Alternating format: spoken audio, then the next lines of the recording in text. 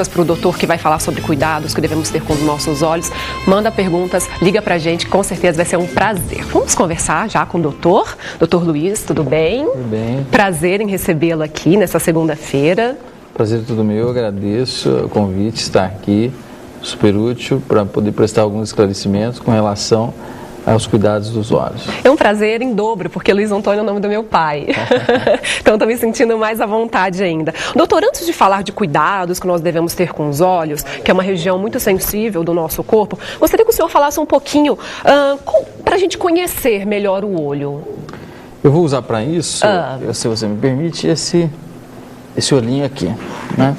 Acho que fica mais fácil para as pessoas que estão em casa poder entender como o olho funciona. Como nós enxergamos, né? Veja, o olho, ele basicamente, ele é uma bolinha, né? O formato, vamos dizer assim, popularmente. Ele tem uma área, essa área mais externa, transparente, é a chamada córnea. É aqui que se faz o transplante de córnea. Quando a gente olha para um olho de uma pessoa, a gente não vê a córnea, a gente vê o colorido diretamente lá dentro, tá certo? Então, se a gente for abrir aqui, abrirmos os olhos, aqui nós vamos ver então a córnea, esse tecido que é uma membrana transparente que fica na frente nessa região. Na parte do centro do olho, que é a pupila, também conhecida popularmente como menina dos olhos, ela é a área que fica envolvida pela íris. Atrás da íris, nós temos um cristalino que quando a gente nasce com ele é totalmente transparente. Com a idade, esse cristalino vai se tornando opaco e vai dar origem ao que nós chamamos de catarata. Tá? Aqui nós temos um cristalino transparente, a minha é desse lado, e desse lado nós temos um cristalino opaco. Mas na parte, então, atravessando todo esse sistema óptico, córnea, a pupila, o cristalino, nós vamos ter o fundo dos olhos, onde fica a retina, que acontece algumas doenças como retinopatia diabética e retinopatia hipertensiva, causada pelo diabetes e pela hipertensão. Basicamente, este é uma anatomia do nosso olho. E para cuidados, doutor, nós conhecemos um pouquinho mais como enxergamos, como os nossos olhos. Quais os cuidados, doutor, que nós devemos ter para os olhos, com os olhos? De maneira geral, assim, se tratando... sempre há uma orientação com relação desde quando há o nascimento do bebê até a fase de idade, envelhecimento, que você deve estar procurando o oftalmologista para ele te orientar melhor. Mas, de maneira geral, os olhos, a primeira consulta se dá quando o bebê nasce. Então, o pediatra já faz um exame para ver se o bebê tem os dedos da mão, se tem orelhas, se tem o nariz, se o olhinho está bem formado. E ele já nasce enxergando? Não.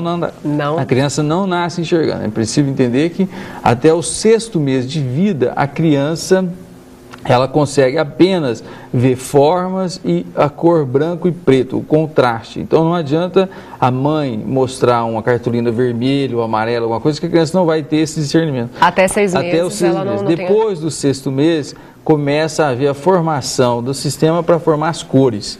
E aí sim a criança começa todo o desenvolvimento dela visual, que se completa até o 2º ano de vida. Por isso é importante, nesse período, do 6º mês até o 2º ano de vida, a levar o bebê ou a criança ao oftalmologista para fazer um check-up, porque nesse período é um período que a gente tem ainda para contornar e corrigir muitas das alterações que estão acontecendo com catarata ou qualquer opacidade. Essa é a parte importante. De maneira geral, existem alguns outros cuidados que você... não pode, por exemplo, esfregar diretamente os olhos, né? Quando surge aquela coceira, entra um cisco no olho. Então, isso é uma parte muito importante, porque quando você comprime o globo ocular diretamente, você vai estar fazendo uma força nessa região aqui, na parte posterior do olho, chamada retina, né? Isso aqui pode causar micro alterações nessa área aqui, e você ter problemas como descolamento de retina ou outros problemas desse tipo. Então, sempre quando for coçar os olhos, leve a mão, se estiver com muita coceira, leve a mão aos olhos, puxe a pálpebra e coce contra o osso, tanto na parte inferior quanto na parte superior. Nunca diretamente comprimindo o globo ocular, que assim você evita um trauma direto numa estrutura que é extremamente delicada. Não coçando o olho mesmo. Não coçando. Esse fato da pessoa estar fazendo esse movimento, esse é danoso. Então, puxa a pálpebra contra o osso inferior, coce, puxe para cima. O ideal é também, você pode estar usando soro fisiológico. Coloca o soro na geladeira, fica um pouco mais, refresca mais, fica mais gelado, você pode lavar o olho à vontade. E com relação, doutor, à televisão, a gente fica várias e várias horas assistindo TV, no videogame, no computador, isso prejudica a visão? É uma pergunta muito importante, que sempre é uma pergunta do consultório do dia a dia, né? É importante para a gente esclarecer isso, assim.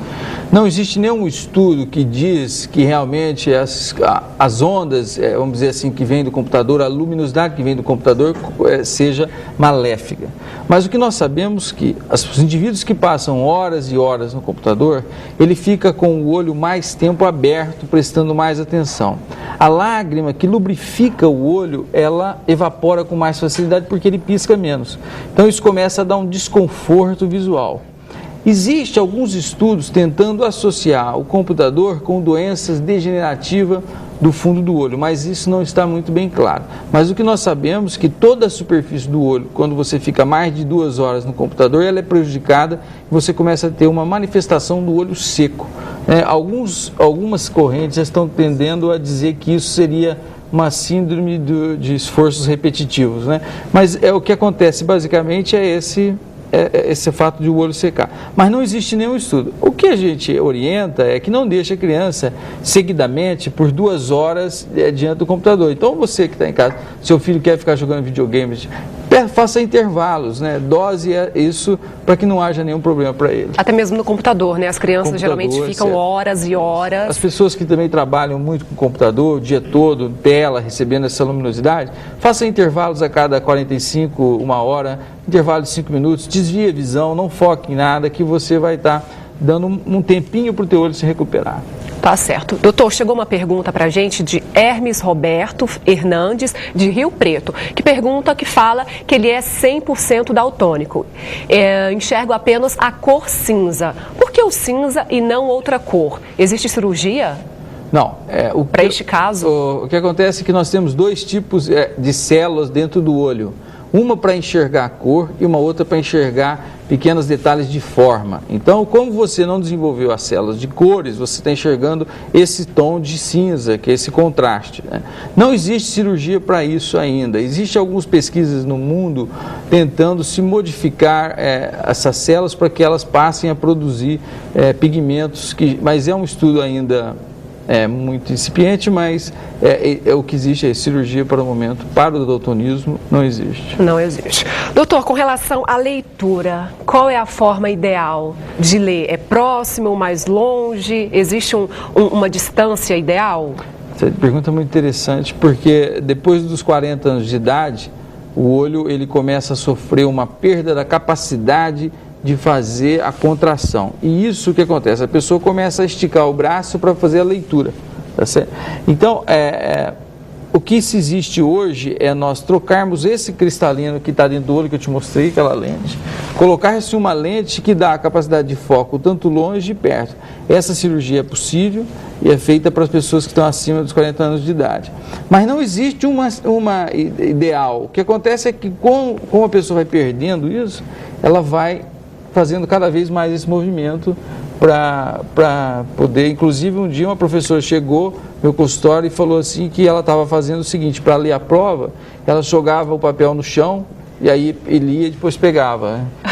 Porque ela não estava conseguindo mais nem esticar o braço. Então isso é muito comum e hoje já existe cirurgia para correção desse tipo de patologia. E na frente do computador, quando você fica muito perto do computador? O ideal é uma distância de pelo menos 45 centímetros. Eu acho que para leitura, para você não estar muito, 45 centímetros é o ideal. Mas quando eu me aproximo muito, eu sinto dificuldades para ler, que eu tenho necessidade de me aproximar, é porque eu estou com algum problema? Sim, evidentemente. Quando você se aproxima demais da tela do computador, a criança se aproxima demais, ela traz muitos objetos para próxima, é porque provavelmente ela está com alguma alteração que ela tem que trazer para poder ampliar essa imagem, para ela poder enxergar. Então, é algum problema. O ideal não é que você faça isso, é que você tenha uma leitura boa, até porque senão você vai desenvolver problemas de coluna, postura, tudo vai ficar errada.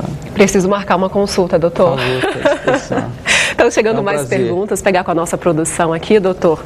Pessoal de casa com várias dúvidas. O João Camargo de Marília, quando leio em movimento, por exemplo, num carro, passo mal, por quê? Isso já tem uma outra relação. O que acontece é que o olho, ele é integrado com outra coisa chamada sistema labirinto, que coordena o equilíbrio do ser humano, né? Então, algumas pessoas têm esse sistema muito sensível. Então, qualquer movimento que você faça, se você for ao mar, tiver ondas do mar, você vai passar mal. Mas isso não tem uma relação direta com o olho. Isso tem a ver com o sistema labirinto.